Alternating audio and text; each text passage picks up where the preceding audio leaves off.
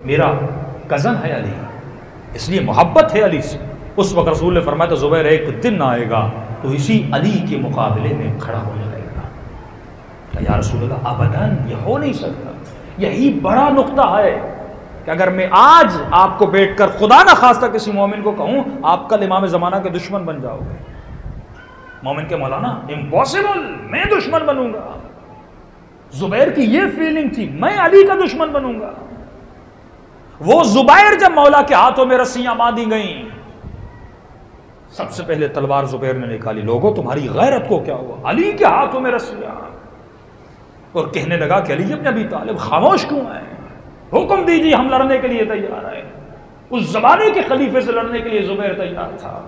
امام نے کہا لوگ نہیں ہیں، کہ آپ بولیے میں لوگوں کو لاؤں گا۔ امام نے کہا ٹھیک ہے کل مسجد میں آ جانا، اگر لوگ ہوئے تو علی قیام کرنے کے لیے تیار ہوگا۔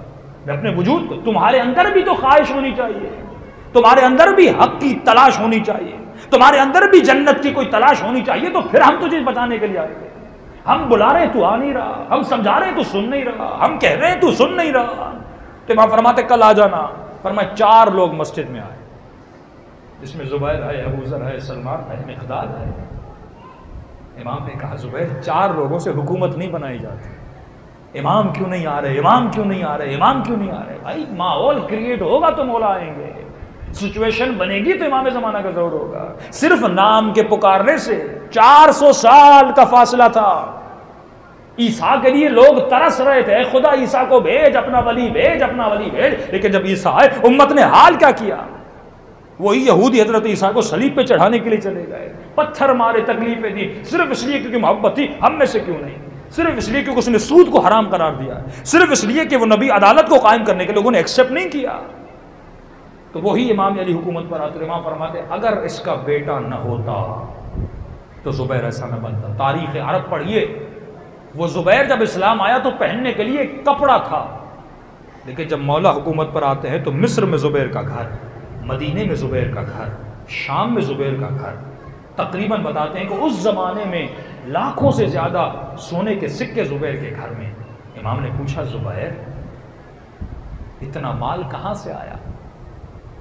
مجھے پتا ہے میں بھی مسلمان بنا، میں نے جنگیں لڑی، تم نے بھی لڑی، لیکن زبیر تم نے ایسا کیا کیا جو علی نے نہیں کیا؟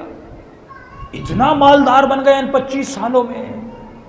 فرمایا میں حساب لوں گا، پچھلے خلیفوں کا حساب لوں گا کہ ان کے زمانے میں کس کس نے کتنی دولت کو جمع کیا۔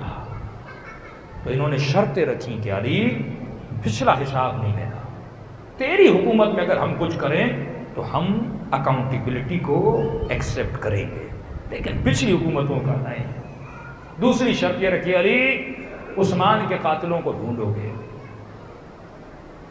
امام نے کہا کہ وہ امام کیسا جو پچھلا حساب نہ لے اور آج کا لے؟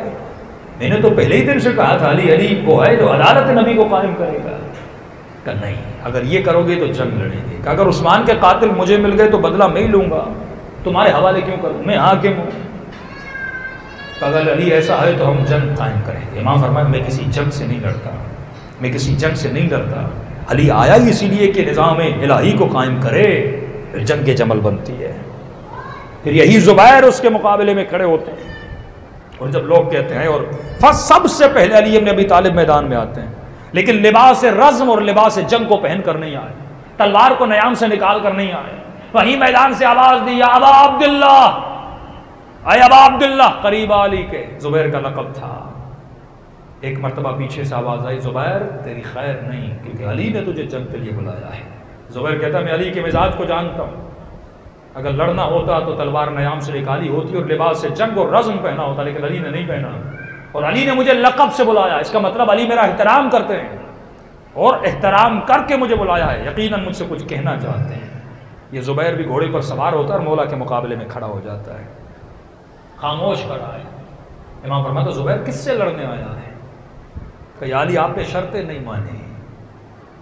فرمایا زبیر وہ وقت یاد آئے، بس تجھے یہ بات کہنے آیا ہوں، اگر تیرا ضمیر بیدار ہوگا تو اس بات پہ ہو جانا چاہیے کہ کون سا وقت؟ کہ زبیر ایک وقت تھا جب تو میرے چہرے کو دیکھ رہا تھا اور بڑی حسرت سے دیکھ رہا تھا، تو نبی نے کیا کہا تھا یاد آئے، اور تو نے کیا کہا تھا کہ زبیر جس چہرے کو تو دیکھ رہا ہے اسی چہرے کے مقابلے میں تلوار اٹھائے گا۔ کیا کہا تھا امپاسبل یا رسول اللہ، یہ ہو ہی نہیں سکتا کہ میں علی کے مقابلے میں آ جاؤں، جس طرح ہم سوچتے ہیں ہو ہی نہیں سکتا کہ مومن زنا کرے، ہو ہی نہیں سکتا کہ مومن شراب پیے، ہو ہی نہیں سکتا کہ مومن گناہ میں پڑے، ہو ہی نہیں سکتا کہ مومن نشے میں پڑے، ہو ہی نہیں سکتا کہ میں علی والا ہوں رشوت لوں، لیکن جب وقت آتا ہے یہی مومن پھسل جاتا ہے، جب وقت آتا ہے یہی گناہ میں پڑ جاتا ہے، انہی چیزوں کو شیطان مزین کرتا ہے۔ جیسے امام نے کہا زبیر نے سر کو جھکایا اور واپس گیا۔